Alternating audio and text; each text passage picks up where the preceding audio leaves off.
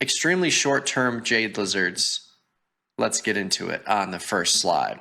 So classic Jade lizard setup pairs a short call spread with a naked short put, with the credit exceeding the width of the call spread and eliminating all risk to the upside. So we do this sometimes, but we do this a lot in terms of just like, it's kind of like a risk reversal, right? So we do short put spreads to finance an out of the money long call spread for a small credit. Same kind of idea here with the Jade Lizard. If you're selling a put for $2 and then you sell a 3-point wide call spread for $1.50, your net credit received is your put of $2 plus your credit spread of $1.50, which equals $3.50. Your call spread's only $3 wide and you have a net credit of $3.50. So that tells you that even if your call spread expires in the money, you would have a $300 loss on the call spread, but you collected $3.50 up front, resulting in a 50-cent profit in that situation. So in short-term contracts, the buying power requirement on a naked short put becomes prohibitive. So short-term Jade Lizards swap for a wide put spread, taking insufficient credits to retain the upside protection, but technically as a skewed iron condor. So kind of getting into that realm of, hey, maybe we don't sell just the short put, maybe we sell a wider spread to eliminate that buying power requirement or reduce the buying power requirement on the naked put itself. So exploring a range of approaches to trading these Jade Lizards, beginning at 7 days to expiration, finding strong and consistent results across a wide range of parameters. We'll take a look at a bunch of different results, but a week out is short in terms of time by most standards, but 0 and 1 day traders might reasonably ask, why wait at all? Today we'll test the fastest Jade Lizards available, and it's going to be great. Moving on to the next slide here, the study. Using 3 years of data in 0 day till expiration SPX options collected every 10 minutes, considering the results from selling short-term Jade Lizards either at the market open on the day of expiration or 15 minutes before the market closes the day before. So this is, again, what I was talking about. Having the flexibility with the new rules that are going to be put in place with being able to not take overnight risk and execute these right on the open and then close them later in the day instead of having to hold the overnight risk to avoid PDT stuff. So it'll be interesting to see which one benefited the most in this study at least. But following previous lessons, each structure was placed as far out of the money as it could be and still reliably collected enough credit to eliminate all upside risk, resulting in 0 day, $20 wide and $30 wide puts, $5 wide calls, and $10 wide call spreads. 1 day, so at pre-close going into the morning, 1 day $20 wide puts and $30 wide puts with $5 and $10 wide call spreads. So ultimately just creating situations where you eliminate all risk to the upside, even if it's just by a penny, and we'll examine profitability and trade durations resulting from closing winners at a variety of profit targets, and take a look at some highlights of previous 7-day research presented for comparison. And then, of course, all trades are executed or assumed to be executed at mid-price, and all times are Central Standard Time. My biggest question on this would be, would you be able to get enough credit to offset the upside risk on these if you're going so near term? That would be my biggest wonder. Maybe possible on SPX, but I'd be curious. Yeah, so I think that's that's why these spreads are so close to the market. So like when you're looking at the call spread, some of these call spreads are like straight up at the money, where a more long-term Jade Lizard, you have the freedom to go further out of the money, which gives you more profit potential because you have your short put ability to lose a lot more value. But it's all relative anyways, because even if your short put is closer to the market price, if you get a small rally with 1 day to go, that short put's going to lose a ton of value too. So all interesting, but here's the first one. So looking at 0 days to go, a $20 wide put spreads, like a synthetic short put, and a $5 wide call credit spread. Winners closed at 10% of max profit, 93% win rate, Winners closed at 25% max profit. You have a smaller win rate because you're waiting longer, 88%. Winners closed at 50% of max profit, 84%, 75%, 83% win rate, and then no management, 82%. So looking at these average trade P&Ls, it is interesting that your greatest average P&L per trade was closing at 75%. And that's way more than no management. So we talk about this all the time. Like, people are asking us, I have this trade on, it's at 80% of max profit and I only have a couple hours left. Can I just leave it on? And it's like, yes, you could leave it on technically, but the more you put yourself in that scenario, the more you're going to have a reversal in the market, or at least open up the opportunity for a reversal in the market and that winner turning into a loser, especially with these near-term trades that are really close and concentrated around the opening price. I think it's something to be said. Like, this is clearly the biggest takeaway from this slide for me is closing at 50% or 75%, not letting it go to a full winner, because that no management threshold, like the reason why the average trade P&L is much lower is because there are results where there was a market reversal and you just got decimated. Yeah, I mean, this is really fascinating when you look at it. Literally, it's saying in the last 19 minutes of the trading day, weird things can happen. Is what I see from this slide. Yeah, down here, the mean time in the trade, 6 hours and 30 minutes. Simply 19 minutes too long. But it's true. Like the 2 to 3 o'clock hour Central Time, crazy stuff does happen all the time. Yeah. Like you can see a market washout. You can see a market rip higher. In the case of ripping higher, it's not going to hurt these Jade lizards, but still something to said about that. Let's go to the next slide. We'll take a look at a little bit wider situation. So 0 days to go. 30-point wide synthetic put with the spread there, and then a 10-point wide call spread with an at-the-money call spread. So picking up some more premium with that at-the-money call spread. But again, same kind of thresholds here, 10, 25, 50, 75, no management.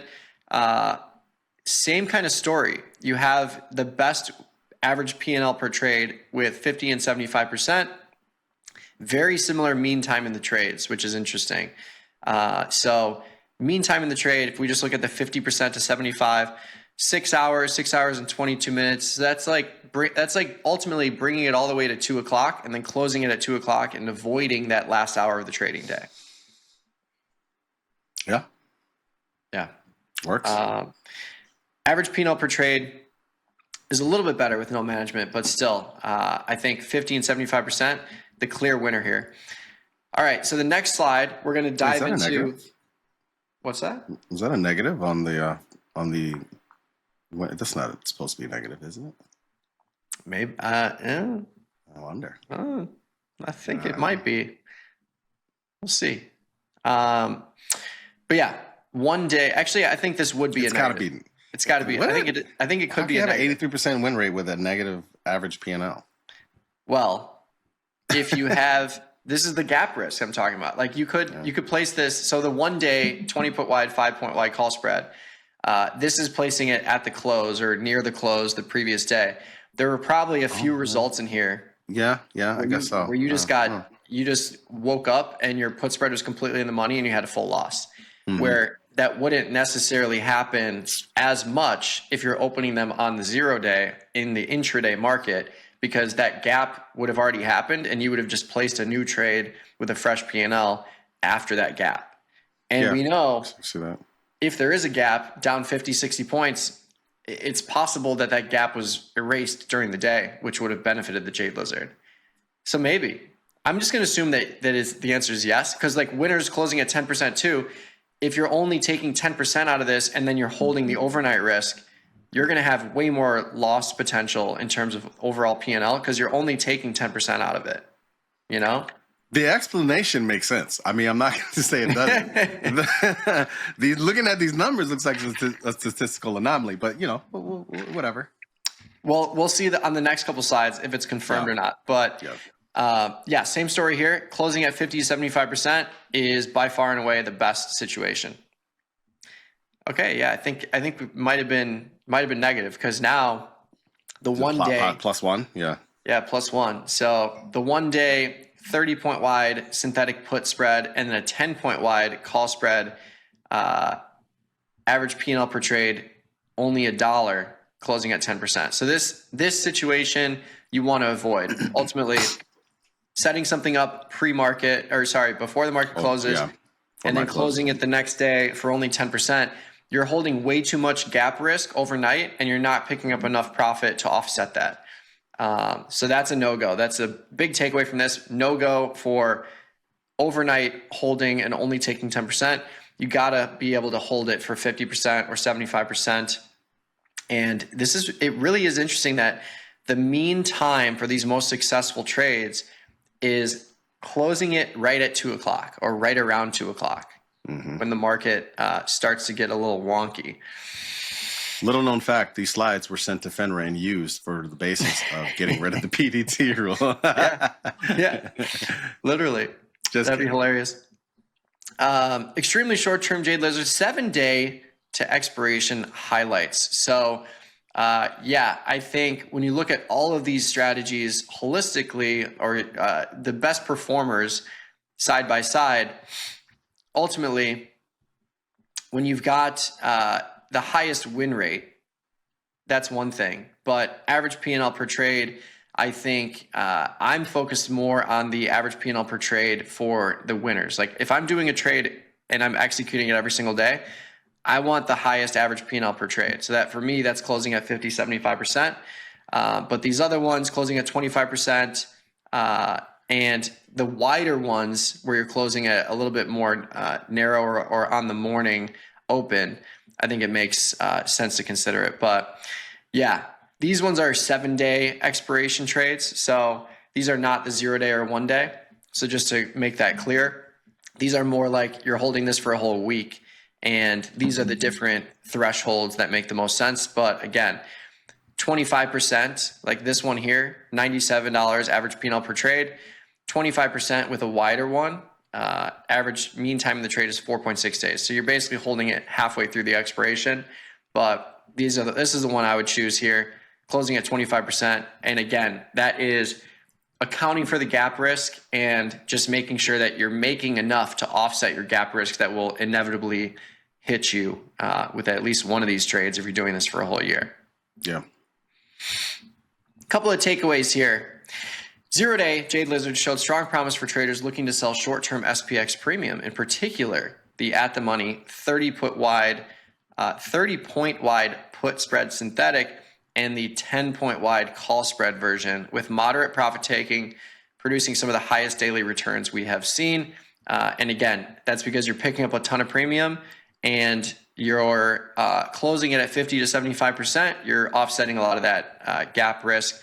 But also, if you're doing the 0-day where you're doing it intraday, still, the more risk you take, the more you can potentially make, of course. The last few minutes of the trading day have been treacherous for short premium. So even though 75% profit targets rarely triggered until shortly before the close, they significantly outperformed no management. And again, that's because you're avoiding the last hour of the trading day where we always see market movement for the most part. And it makes sense. Like that's where the liquidity is, on the open and at the close.